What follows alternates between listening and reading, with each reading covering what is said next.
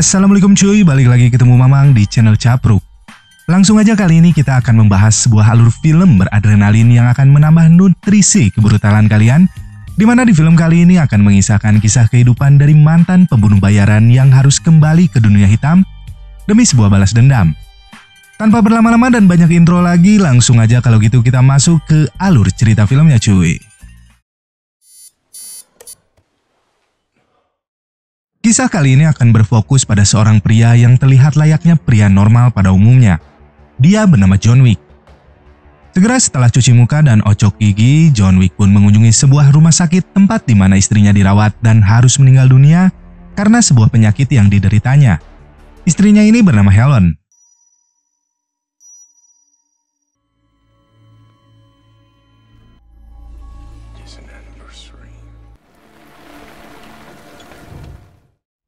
Usai acara pemakaman, salah satu teman John yang bernama Marcus datang menghampirinya dan mengatakan rasa belasungkawanya atas kematian dari Helen. Marcus di sini turut prihatin atas kejadian yang baru dialami teman baiknya itu. Sesampainya di rumah, John dikejutkan dengan kiriman sebuah paket COD yang dikirim oleh mendiang istrinya, di mana Helen ternyata telah mempersiapkan sebuah hadiah untuk John yang mana berisikan seekor anak kucing. Itu anak anjing coy. Udah diem lah. Helen di sini sengaja memberikan kado John seekor anak anjing untuk menemani John dan menggantikan kepergian dari dirinya.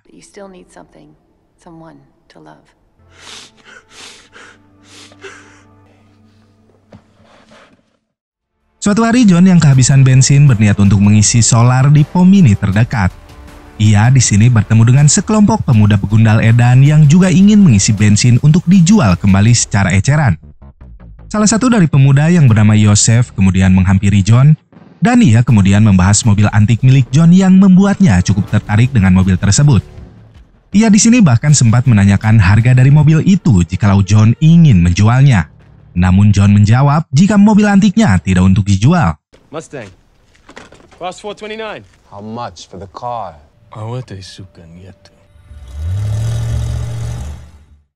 Untuk melampiaskan emosi atas kehilangan istrinya, John kemudian mengunjungi sebuah tempat untuk sekedar menguji adrenalinnya.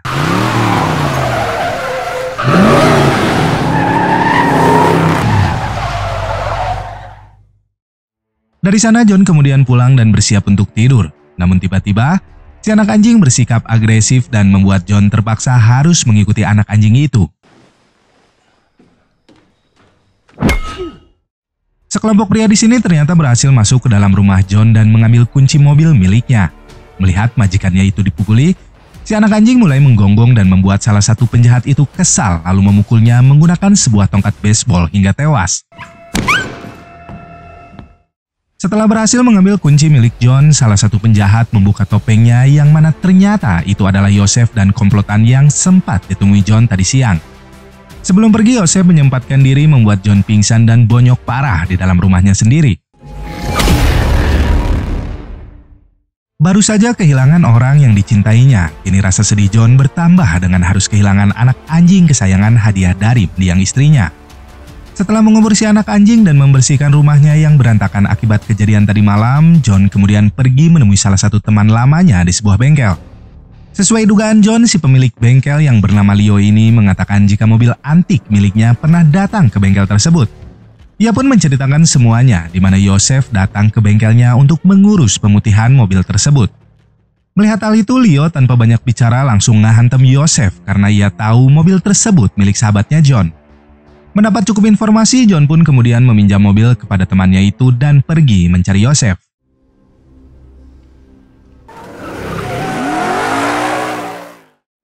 Tak lama dari sana, Leo pun mendapat sebuah panggilan telepon dari ayah Yosef, pria bernama Vigo, seorang bos mafia kacang dari Rusia yang cukup disegani di kota itu. Ia di sini menanyakan perihal putranya Yosef yang mendapat pukulan di bengkel miliknya. Leo menjelaskan jika anaknya itu telah menghajar, mencuri mobil, dan membunuh anak anjing dari seorang pria bernama John Wick. Seakan tersambar dordar gelap, mendengar hal itu, Vigo pun hanya bisa menjawab satu patah kata.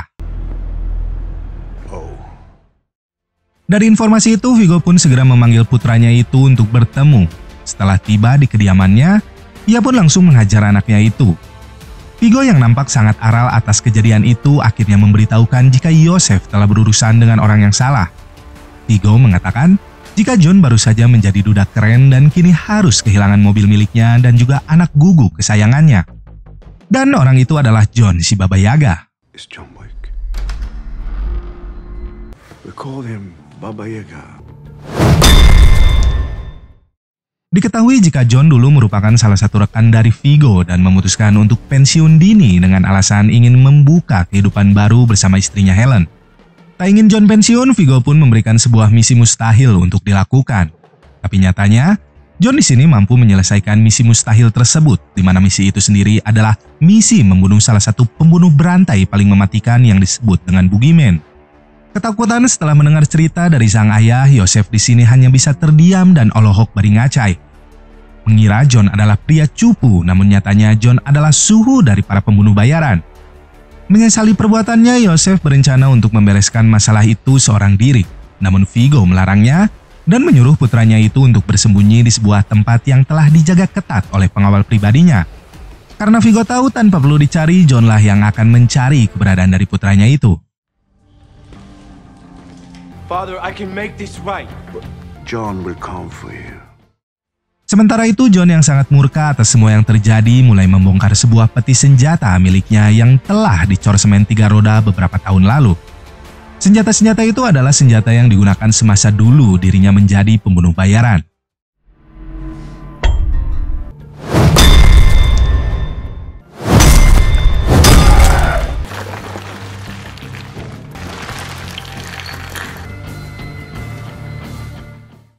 Tak lama dari sana, John mendapat panggilan telepon dari Vigo, di mana Vigo di sini berusaha ngolo alias membujuk John agar tidak melakukan tindakan brutal kepada anaknya. Namun John yang sudah kepalang edan pun tidak memperdulikan ucapan dari mantan bosnya itu dan langsung menutup telepon darinya.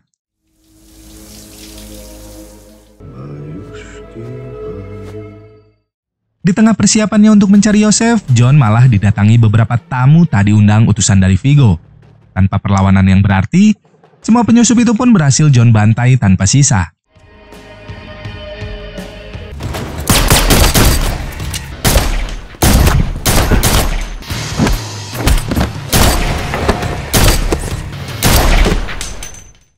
Setelah membantai semua anak buah dari Vigo, seorang polisi kemudian mendatangi kediaman dari John.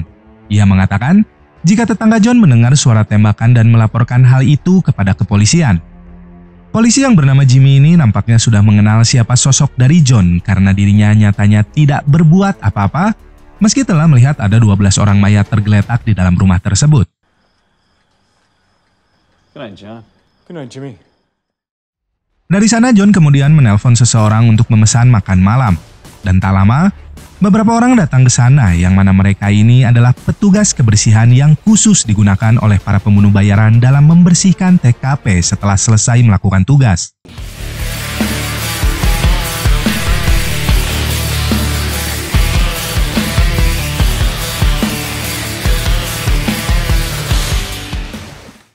Setelah selesai melakukan tugasnya, John kemudian membayar mereka dengan setumpukan koin emas yang mana koin itu sendiri adalah sebuah alat transaksi yang biasa digunakan oleh komunitas para pembunuh bayaran. Jadi istilah makan malam sebenarnya adalah pesanan jasa go-clean TKP yang biasa digunakan oleh para pembunuh bayaran. Esok paginya Vigo pun memerintahkan anak buahnya untuk memasang sebuah kontrak untuk John Wick senilai $2 juta bagi siapa saja yang bisa menghabisinya.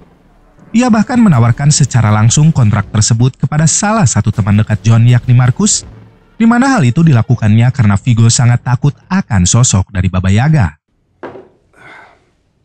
Would you kill John Wick for $2 million? Consider it done.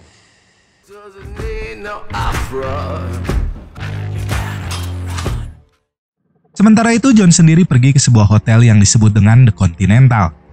Hotel Continental adalah zona netral yang biasa digunakan para pembunuh bayaran untuk menginap saat menjalankan tugas mereka. Di mana di hotel ini semua aktivitas bisnis kriminal tidak diperbolehkan untuk dilakukan oleh siapapun. Jika hal itu dilanggar oleh salah satu pengunjung, maka orang tersebut akan menerima hukuman dan harus membayar dengan nyawanya. Sama seperti tim pembersih sebelumnya, alat transaksi di hotel ini juga menggunakan koin emas yang sama, di mana di dalam hotel itu, John sempat bertemu dengan pembunuh bayaran lainnya yang bernama Perkins. John sendiri rencananya akan bermalam di hotel itu selama beberapa hari ke depan demi misinya. Ia kemudian menuju sebuah bar untuk menemui manajer hotel, seorang pria bernama Winston. Setelah saling mengenal sejak lama, tanpa basa-basi John pun langsung menanyakan keberadaan dari Joseph kepadanya. Karena John tahu jika Winston memiliki banyak informan yang tersebar di seluruh penjuru kota tersebut. Joseph Tarasov. You got out once. You know the rules. Segera setelah John mengetahui keberadaan dari Joseph, ia pun langsung mempersiapkan semua persenjataan untuk dibawanya. Setelah tiba di lokasi yang dituju, Joseph ternyata sedang berendam Cipanas bersama para ubrut favoritnya. Di tempat itu sendiri tersebar banyak pengawal pribadi dari ayahnya yang ditugaskan untuk menjaga keselamatan dari Joseph. Layaknya sosok hantu, John di sini mampu masuk dan menghabisi semua penjaga itu satu persatu. Hello, Francis. Kralma, you must...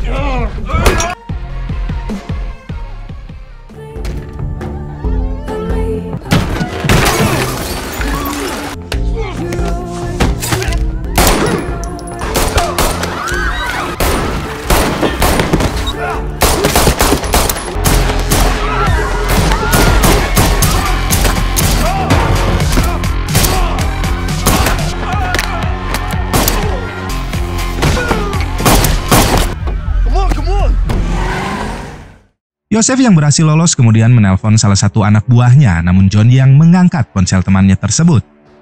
John yang terluka lantas segera kembali ke Hotel Continental dan memesan layanan jasa cuci baju kepada si resepsionis.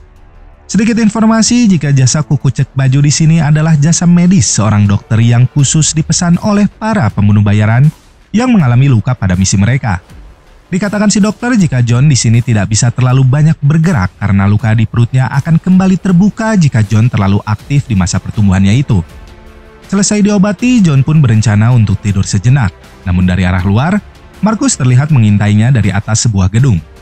Tak lama kemudian, Perkins masuk ke dalam kamar itu dan berusaha membunuh John.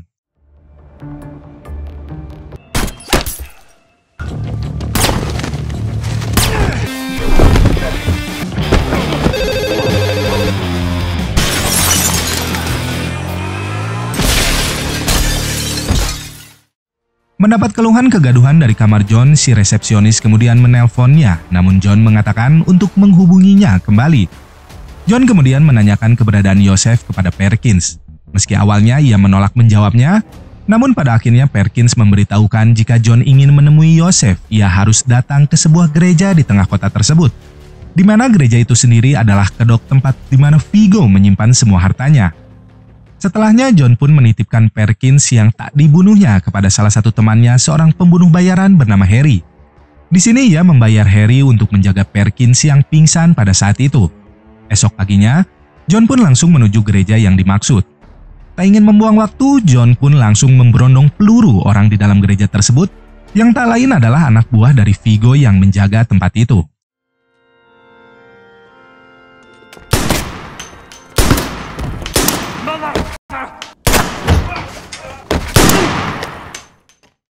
Setelah berhasil membuka pintu jeruji besi, John segera menyuruh dua orang wanita yang ada di dalamnya untuk keluar.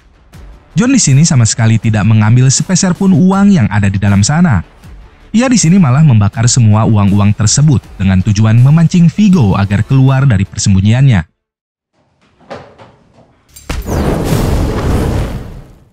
Sementara itu di tempat lain, Harry yang menjaga Perkins malah dibuat kewalahan olehnya yang ternyata mampu melepaskan ikatan borgol pada tangannya. Treat all your ladies like this? Tak lama dari kejadian di gereja, Vigo beserta anak buahnya pun datang ke tempat tersebut. John yang tak menyia-nyiakan kesempatan itu, langsung membantai mereka semua.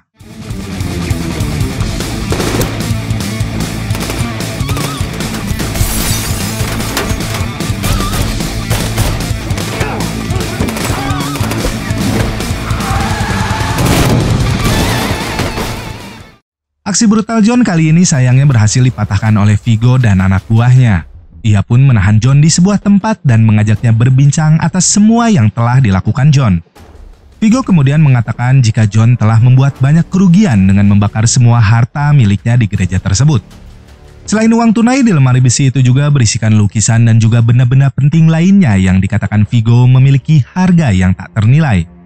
Ia juga mengatakan jika mereka berdua memiliki kesamaan, yakni sama-sama dikutuk untuk melakukan sebuah kejahatan. Tak lama dari sana, Viggo pun memerintahkan anak buahnya untuk mengeksekusi John di tempat tersebut. Namun tiba-tiba, The fucking car, just the fucking dog.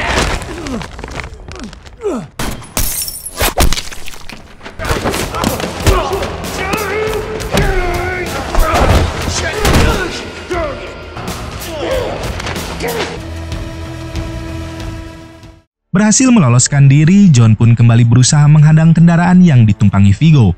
Tak butuh waktu lama, Viggo akhirnya terpojok dan bersedia mengatakan lokasi keberadaan dari putranya, sekaligus membatalkan kontrak yang telah dibuatnya untuk membunuh John. Tempat itu sendiri ternyata dijaga ketat oleh para pengawal dari Joseph, namun bukan John Wick namanya jika takut dihadang beberapa orang preman pasar.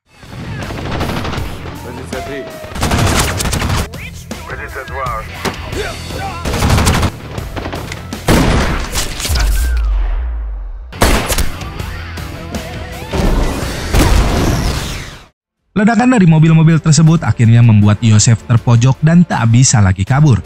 Di tempat itu sendiri, Joseph pada akhirnya harus tewas di tangan John Wick.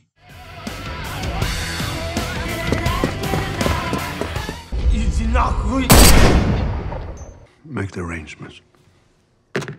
Merasa misinya sudah selesai, John pun berencana kembali ke rumahnya di Gadok, Garut. Si resepsionis kemudian memberikan sebuah kunci mobil kepada John yang dikatakan sebagai hadiah kompensasi atas kejadian di malam Perkins berusaha membunuhnya.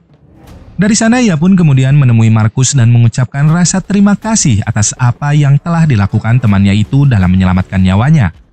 Ternyata selama ini Marcus tidak menerima tawaran dari Viggo sebelumnya yang memintanya untuk membunuh John Wick. Perbincangan itu pun disaksikan oleh Perkins dari arah kejauhan, di mana ia kemudian segera melaporkannya kepada Viggo dan mengatakan jika Marcus telah mengkhianatinya. Malam harinya anak buah dari Viggo pun mengikuti Marcus sampai ke kediamannya. Di dalam sana, Viggo terlihat telah menunggu kedatangan Marcus untuk membuat perhitungan dengannya. Viggo di sini kemudian menghubungi John Wick dan mengatakan jika Marcus kini berada di tangannya. Tak ingin terjadi apapun kepada sahabatnya itu, tanpa pikir panjang John pun langsung menuju kediaman dari Marcus.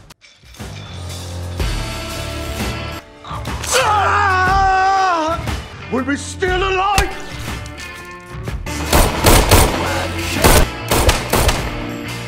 Appreciate you granted my son a swift death. I had no choice.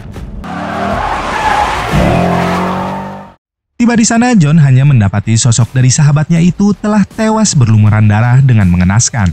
Melihat hal itu, rasa murka John kembali membara dan memutuskan untuk membalas kematian Marcus. Sementara itu, Perkins yang melihat dari arah kejauhan mendapat sebuah panggilan telepon dari seseorang yang mengajaknya untuk bertemu. Panggilan telepon tersebut ternyata berasal dari Winston yang ingin memberikan hukuman kepada Perkins yang telah melanggar peraturan di Hotel Continental sebelumnya. Selesai mengeksekusi Perkins, Winston kemudian menelpon John dan memberitahukan keberadaan dari Viggo yang akan berada di sebuah dermaga.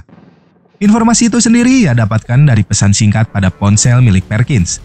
Tak ingin membuang waktu, John pun segera menuju dermaga tersebut dan membuat perhitungan dengan Viggo.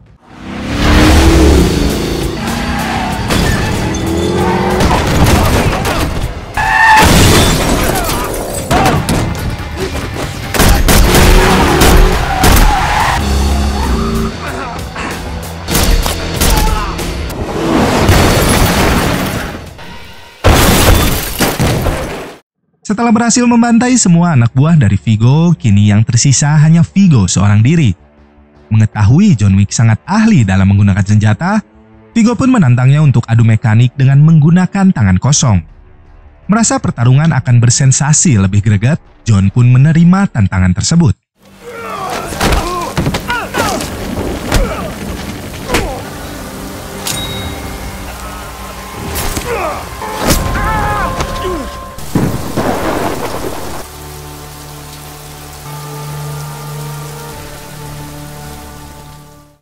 Akibat pertarungan dengan Viggo, John kembali harus mengalami luka robek cukup parah di bagian perutnya.